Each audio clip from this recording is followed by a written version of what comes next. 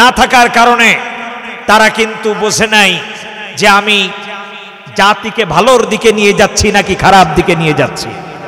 আবার আমরা যারা বুঝেছি, আমরা এ জাতিকে সঠিকভাবে কন্ট্রোল করতে পারি নাই, তার কারণ হলো আমাদের কাছে কি ছিল না?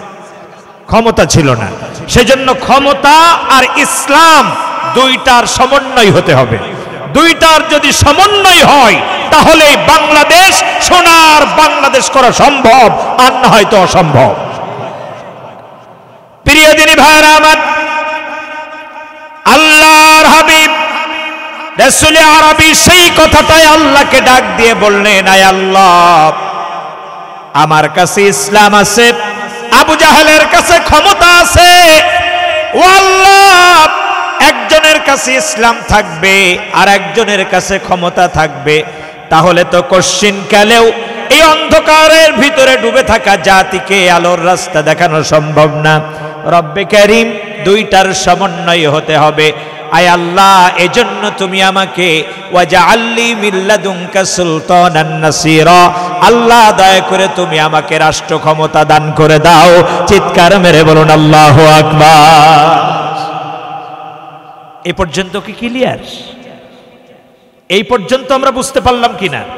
তাহলে আজকের এক শ্রেণীর মানুষ যারা বলে যে মৌলবী হুজুরদের ক্ষমতার প্রতি লোভ এসেছে, বলা শুরু করছে না?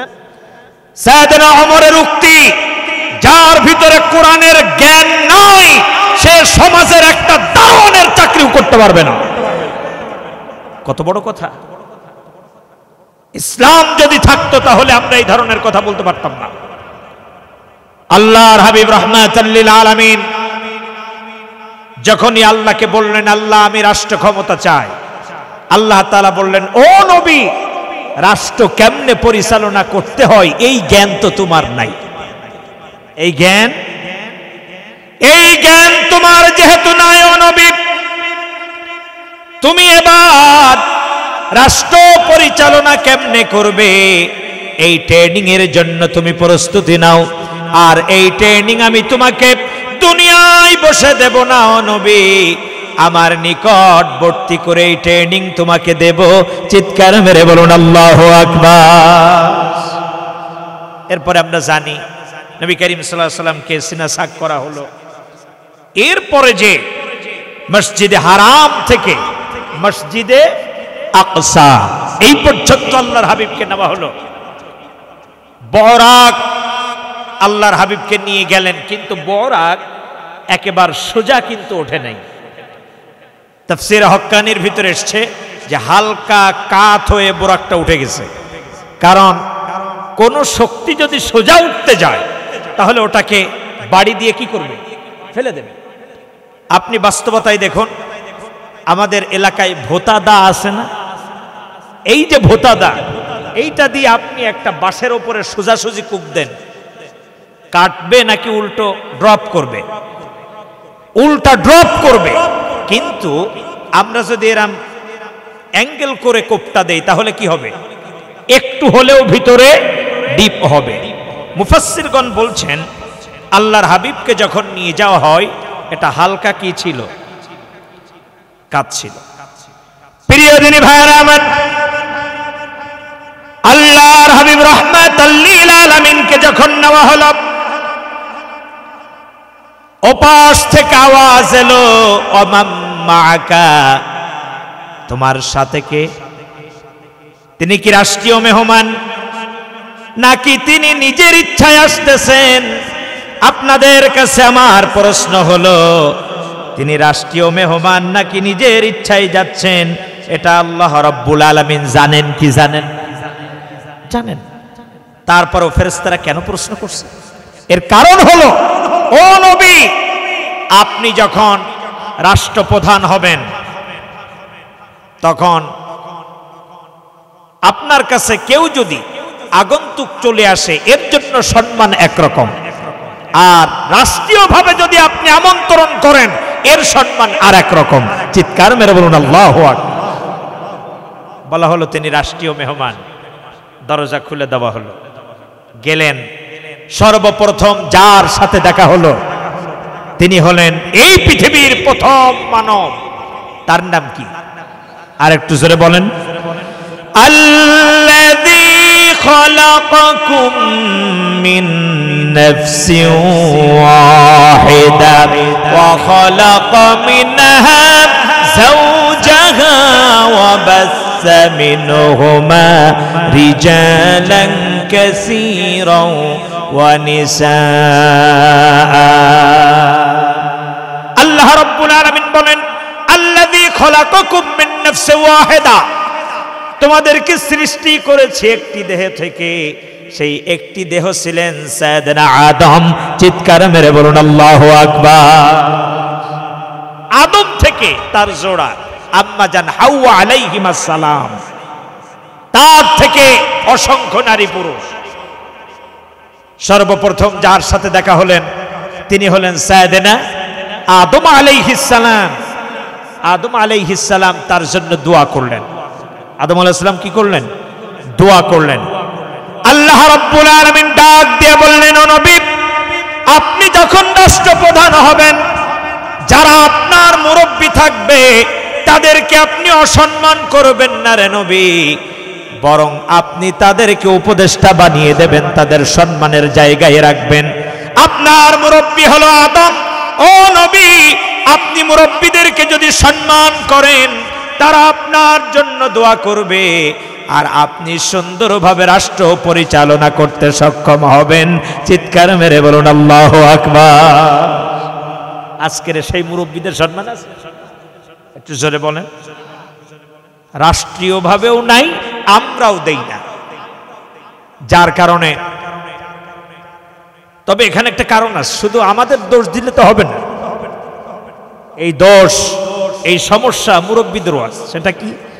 আপনারা যদি আমাদেরকে সেইভাবে ইসলামী শিক্ষায় শিক্ষিত করতেন, তাহলে নিশ্চিত আমরা আপনাদের সাথে বিয়াদবি করতাম না। আপনারা লাগাবেন আম গাছ, আশা করবেন পেঁপে কাজ হবে। এর জন্য দায়ী কে? আর একটু জোরে বলতে হবে, দায়ীটাকে আমরা নিজেরাই। প্রিয় দিনী ভাইয়ের আমার, নবী করিম সাল্লাল্লাহু আলাইহি ওয়াসাল্লাম এইভাবে স্তর বাই স্তর গেলেন। ইতিহাস বলাটা মূল টার্গেট না, 14টা পয়েন্ট বলা টার্গেট, সেজন্য কয়েকটা পয়েন্ট বলছে আপনাদের বুঝবার জন্য।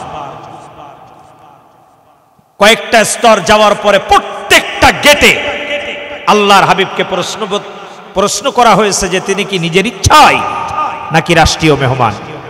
এভাবে করে আল্লাহর হাবিব যখন মূল জায়গায় পৌঁছে গেলেন, তাকিয়ে দেখেন যে একজন ফেরেশতা যার মাথা হলো 70,000।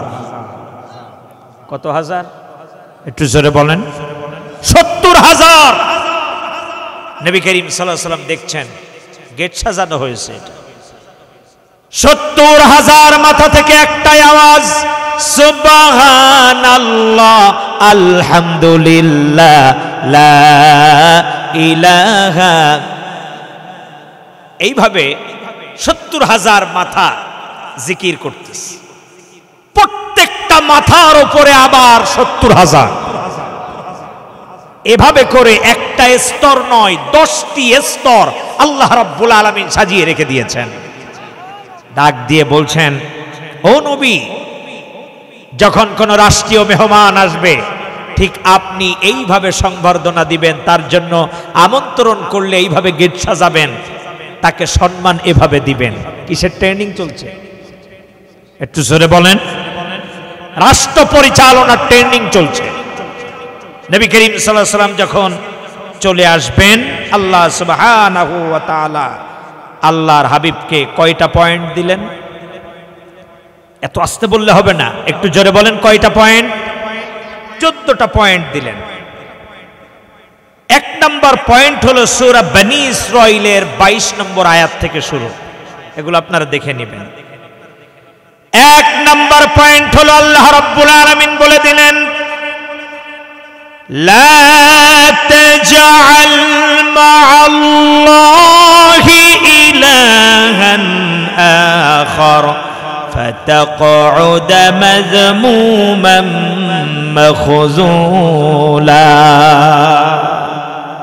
এক নম্বর পয়েন্ট হলো ও নবী আপনাকে আদেশ করে দেওয়া হলো আপনি পৃথিবীবাসীকে জানিয়ে দেবেন খবরদার পৃথিবীর মানুষ যেন আল্লাহ রব্বুল আলামিনের সাথে কাউকে যেন শিরক স্থাপন না করে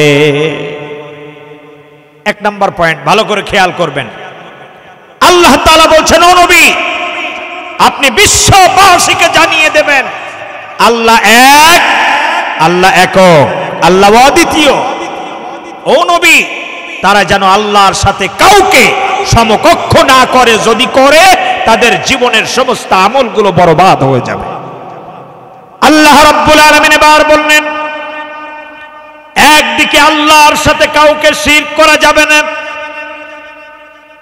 এমন কি তারা যে ইবাদতগুলো করবে এই ইবাদত যদি শিরক মিশ্রিত হয় তাহলে তাদের কোনো ইবাদত আমি আল্লাহ তাআলার কাছে কবুল হবে না আ'বুদুল্লাহ ওয়া লা তুশরিকু বিহি শাইআ আ'বুদুল্লাহ তোমরা আল্লাহর ইবাদত করো ওয়া লা তুশরিকু বিহি শাইআ আল্লাহর সাথে কি করো না কিন্তু বড় কষ্টদায়ক হলো এটা যে আমরা ইবাদতও করি একটু জোরে বলেন শিরকও করি শিরক আমরা করি আমরা বুঝিও না যে এটা শিরক আমাদের অবস্থাটাই যখন কোন ধরনের বড় আকারের কোন রোগ শোক দেখা দেয়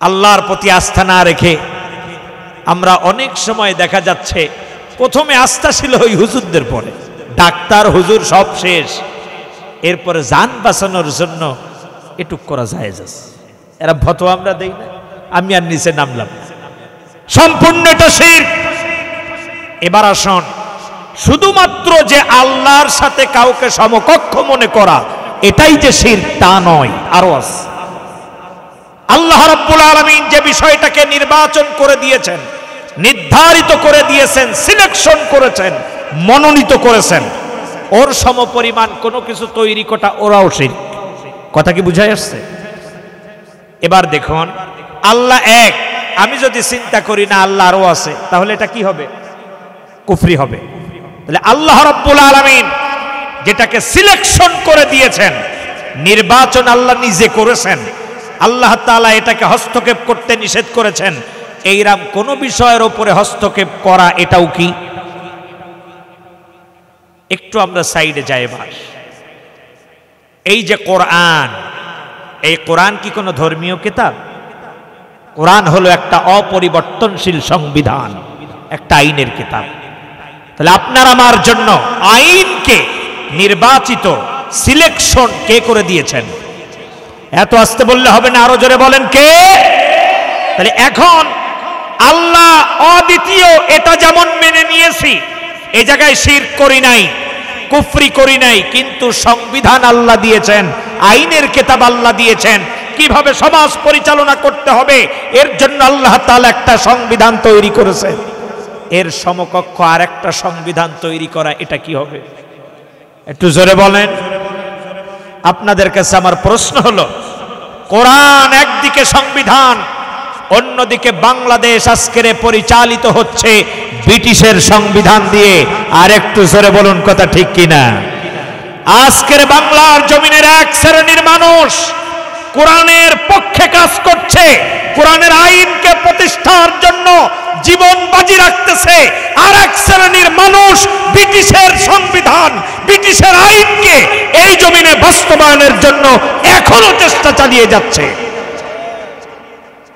প্রিয় ভাইরা যারা কিনা কোরআনের সংবিধান ব্যতীত অন্য সংবিধানের আইনকে প্রতিষ্ঠার জন্য সামান্য মনে মনেও একটু সমর্থন করবেন তাদের নামাজ তাদের রোজা তাদের হজ তাদের যাকাত তাদের সামাজিক কাজ তাদের মসজিদে দান করা মসজিদে টাইলস লাগানো কোনটাই আল্লাহ রাব্বুল আলামিনের কাছে গ্রহণ হবে না কে বলতেছেন আরেকটু জোরে বলেন আল্লাহ রাব্বুল আলামিন বলেন আল্লাযীনা কাফারু ওয়া সাদ্দু আন সাবিলিল্লাহি আদাল্লা আমালাহুম।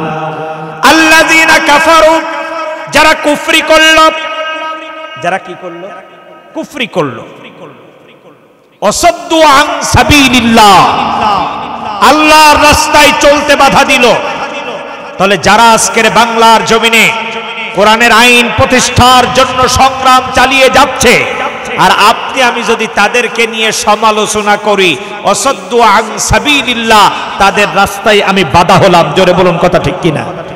এবার আসুন, যারা কিনা এই জমিনে ব্রিটিশের আইন প্রতিষ্ঠার জন্য চেষ্টা চালিয়ে যাচ্ছে, আল্লাহ না করুক তাদের এই চেষ্টার কারণে যদি কোরআনের সংবিধান কায়েম না হয়, তাহলে ওয়াসাদ্দু আন সাবিলিল্লাহ, তারা কোরআনের পার্লামেন্ট গঠনে তারা কি করেছে? একটু জোরে বলেন, বাধা দেছে। আল্লাহ বলছেন আদাল্লা আমালাহুম, তাদের আমলগুলোকে আমি ব্যর্থ করে দিলাম, বরবাদ করে দিলাম, নষ্ট করে দিলাম। কে বলতেছেন?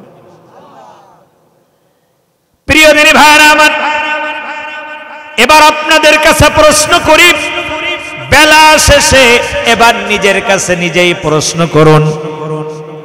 দীর্ঘদিনের আমাদের আমল, আমাদের নামাজ, আমাদের রোজা, আমাদের হজ, আমাদের যাকাত, এই আমল আমার আমল নামায় আছে নাকি গেছে? এই একটা জায়গা আমরা ধরা। এবার আসুন, আল্লাহ আরো কি কি সিলেকশন করেছেন। আল্লাহ রাব্বুল আলামিন বলছেন, ইয়া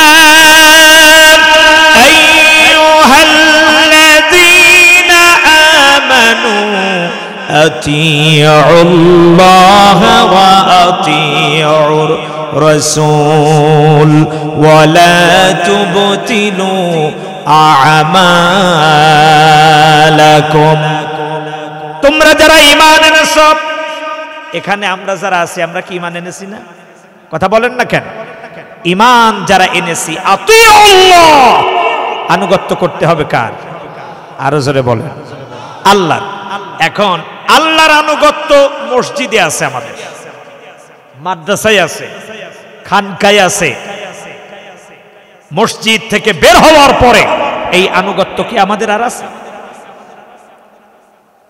তাহলে আতিউল্লাহ, আতিউল্লাহ মানে কি শুধুমাত্র আল্লাহর ইবাদতের ভিতরে নামাজ পড়া? এক মাস পরে যে রোজা আসতেছে, রোজার সময় শুধু রোজা পালন করা না। আতিউল্লাহ মানে হলো আল্লাহ রাব্বুল আলামিন আপনার আমার জন্য যে সুন্দর একটা সীমারেখা দিয়েছেন, ওই সীমারেখা অতিক্রম করে এ পাশে না আসা। আল্লাহ আপনার আমার জন্য শরিয়ার যে বিধান দিয়েছেন, এর বাইরে এক চুল আর না যাওয়া, এর নাম হলো আতিউল্লাহ ওয়া আতিউর রাসূল। রাসূল সাল্লাল্লাহু আলাইহি সাল্লামের আনুগত্য। এখন আমরা কি রাসূল সাল্লাল্লাহু আলাইহি সাল্লামের আনুগত্য করি নাকি ভালোবাসি?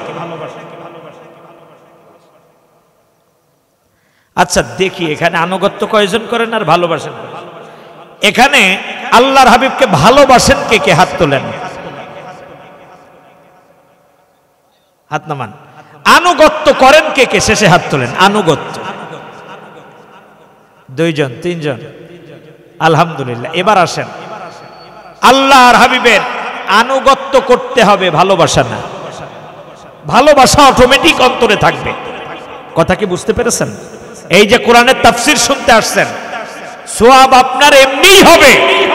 আপনি সওয়াবের নিয়তে আপনার আসতে হবে না, আপনি এখানে আসবেন জীবন পরিবর্তনের লক্ষ্যে। কথা কি বুঝে আসছে কিনা? আমরা এখানে আসছি সওয়াবের জন্য নাকি জীবন পরিবর্তনের জন্য? জীবন পরিবর্তন। আর সওয়াব আমার এমনিই হবে। কত সওয়াব হলো ওটা নিয়ে আপনার আমার চিন্তা করার দরকার নাই। স্পেশাল বাহিনী ফেরেশতা আছে, ওরা বুঝে বেড়াক। কথা বোঝেন নাই? প্রিয় দিনী ভাইরা আমার, আতিউল্লাহ আল্লাহর আনুগত্যের পরে আতিউর রাসূল, রাসূল সাল্লাল্লাহু আলাইহি ওয়াসাল্লামের আনুগত্য। এখানে ভালোবাসার কথা বলা হয় নাই। যদি ভালোবাসার কারণে কেউ জান্নাতে যেত, আবু তালেব সবার আগে জান্নাতে যেত। কথা বুঝতেছেন? ভালোবাসার কারণে কেউ জান্নাতে গেলে আবু তালেব সবার আগে জান্নাতে যেত। হাদিসটি অবশ্য দুর্বল, তারপরেও বুঝার জন্য বলছি। আবু তালেবের পায়ের নিচে জান্নাতের একটা চটি দেওয়া হবে জাস্ট, কারণ শরীরের অঙ্গ প্রত্যঙ্গ সব জায়গায় আবু তালেবের স্পর্শ ছিল আল্লাহর হাবিবের। শুধু ছিল না কোথায়, পায়ের নিচে শুধুমাত্র একটা চটি পড়ায় রাখবে, তার তাপেই মগজগুলো টক বক করে ফুটতে থাকবে। হাদিসটি দুর্বল, তারপরেও বলছি বুঝার জন্য। ভালোবাসা আর আনুগত্য যদি করতে হয় আবু বকরের মতন করতে হবে। জোরে বলুন কথা ঠিক কিনা? তাহলে আপনি আমি আনুগত্য করি না ভালোবাসি? একটু জোরে বলেন। আনুগত্য করতে হবে। কার আনুগত্য? আনুগত্য যদি নবী করিম সাল্লাল্লাহু আলাইহি ওয়াসাল্লামের করেন, তাহলে আর কি বলা যাবে যে তোমার নেতা আমার নেতা অমুক ভাই অমুক ভাই? আমরা বলি কিনা? এখনো পর্যন্ত দেখছি বাংলার জমিনে এক শ্রেণীর না বুঝা ভাইয়েরা এখনো বলে যে আমি অমুক নেতার আদর্শের সৈনিক। কথা বলেন না কেন? বলতেছে না এখনো? এরা পাগল। যেই বলবে যে আমি অমুক নেতার আদর্শের সৈনিক, সাথে সাথে তার আমলগুলো বরবাদ করে দিবেন কে? ওয়ালা তুবতিলু আমালাকুম, আল্লাহ বলছেন সে যেন তার আমল নিজে হাতে নষ্ট করে ফেলে। কে বলতেছেন? তাহলে আমরা কয়েকটা বিষয় পেলাম। এক নম্বরে কোরআনের আন্দোলন, কোরআনের পক্ষে না থেকে অন্য সংবিধানের পক্ষে গেলে আমার আমল কি হবে? এটা কুফরি হবে, আমার আমল বরবাদ হয়ে যাবে। আল্লাহর আনুগত্য, আল্লাহর আইন ব্যতীত অন্য আইনের পেছনে দৌড়ালে আমার আমল কি হবে? একটু জোরে বলেন। বরবাদ হবে। আল্লাহর হাবিবের আনুগত্য যদি না করি আমার আমল কি হবে? আরেকটা কথা বলে এই আয়াতের ইতি টানবের পরে সামনে যাবে। এরপরের পয়েন্ট হলো আল্লাহ কোরআনুল কারীমে বলছেন মিল্লাতা আবিকুম ইব্রাহিম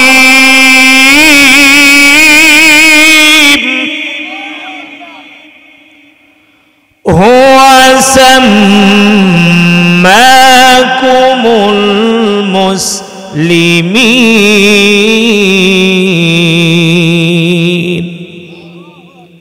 অনেকে এবার রাগ করবে। মিল্লাত আবিকুম ইব্রাহিম, মুসলিম মিল্লাতের জাতির পিতার নাম কি? পাশের জন যেন শুনি না ফেলে, সাবধান। একটু জোরে বলেন, মুসলিম মিল্লাতের জাতির পিতার নাম কি? আপনাদের কণ্ঠে আরো আওয়াজ আছে, এটা আমি জানি, কারণ 13 সাল থেকে আপনাদের সাথে আন্দোলনের সাথী। আরো একটু জোরে বলেন, মুসলিম মিল্লাতের জাতির পিতার নাম কি? সিলেকশনটা কে করেছেন? তাহলে এবার বলুন, কোরআনের বিপরীত আর একটা সংবিধান তৈরি হলে ওটা যদি কুফরি হয়, আর আদাল্লা আমালাহুম, তার আমল যদি নষ্ট হয়, তাহলে আল্লাহ বলছেন মিল্লাত আবিকুম ইব্রাহিম, তোমাদের মুসলিম মিল্লাতের জাতির পিতা ইব্রাহিম। সিলেকশনটা কে করেছেন? এখন যদি আমি বলি যে আমার জাতির পিতা অমুক তমুক 717, আমার আমল কি হবে? একটু জোরে বলেন। দীর্ঘ 15 বছর 7 মাস এই আওয়াজ শুনতে শুনতে কানের ভিতরে চর পড়ে গেছিল। 5 আগস্টের পরে সেই শব্দ চেঞ্জ হয়ে প্রত্যেক জায়গায় চলে আসলো মুসলিম মিল্লাতের জাতির পিতাকে। আবার নতুন করে দেখছি আর এক শ্রেণীর ভাইয়েরা জাতির পিতা উদ্বোধন শুরু করেছে। আমি ওই ভাইদেরকে বলবো, আল্লাহর কোরআনের ডিসিশনের বাইরে যদি এই ধরনের কেউ সাংবিধানিক ভাবে গঠনতন্ত্রের সাথে মিল রেখে এই ধরনের জাতির পিতা তৈরি করে, আপনার আমল, আপনার ঈমান, আপনার মুসলমানিত্ব টিকিয়ে রাখার জন্য ওই দলকে ডিভোর্স দিয়ে, তালাক দিয়ে কোরআনের দলে ফিরে আসা ঈমানি দায়িত্ব। যদি না আসেন, ওয়ালা তুবতিলু আমালাকুম, আপনার আমল আপনি নিজে হাতে নষ্ট করে দিলেন। কথা বুঝতেছেন? এখন আসুন,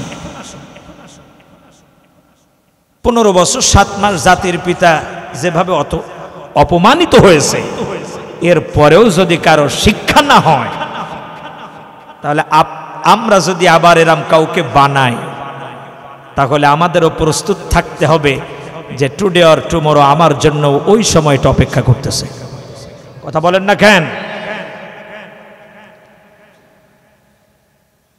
এই পর্যন্ত বুঝতে কারো বাকি আছে কিনা? এখন বলুন তো, অনেকেই বলতে পারেন হুজুর ওই আলামিন